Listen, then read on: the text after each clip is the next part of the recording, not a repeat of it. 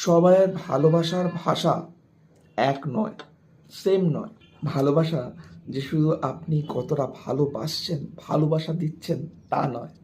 ভালোবাসা ডিপেন্ড করে সামনের মানুষটা আপনার ভালোবাসাটাকে কেমনভাবে গ্রহণ করছে, কিরমভাবে নিচ্ছে সেটারও। এটাকে সাপ্লাই অ্যান্ড ডিমান্ডের মতন ভাবুন। আপনি হয়তো ভালোবাসা, সময়, যত্ন, কেয়ারিং, শেয়ারিং সব দিচ্ছেন, ঠিক আছে, কিন্তু সেটা হয়তো সে বুঝছে না। তার ভাষাটা হয়তো আলাদা, সেটা হয়তো তার বোঝার ভাষা নয়। ফর এক্সাম্পল ইসে লিবে দিস,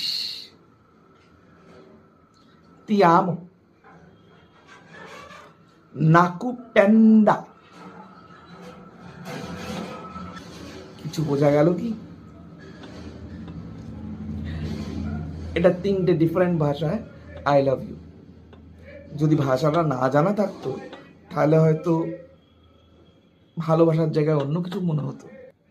ঠিক এই কারণটার জন্যই আমরা ভালোবাসলেও সে সামনের লোকটা যদি সেই ভাষায় কথা না বোঝে, না জানে, তার পক্ষে সেই ভালোবাসার ল্যাঙ্গুয়েজটা বোঝা সম্ভব নয়।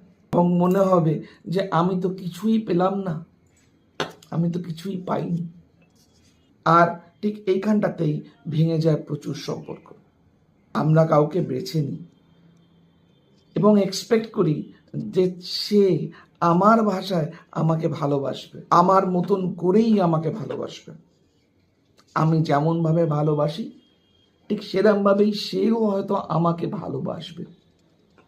যখন সেটা হয় না তখন সম্পর্ক যায় ভেঙে।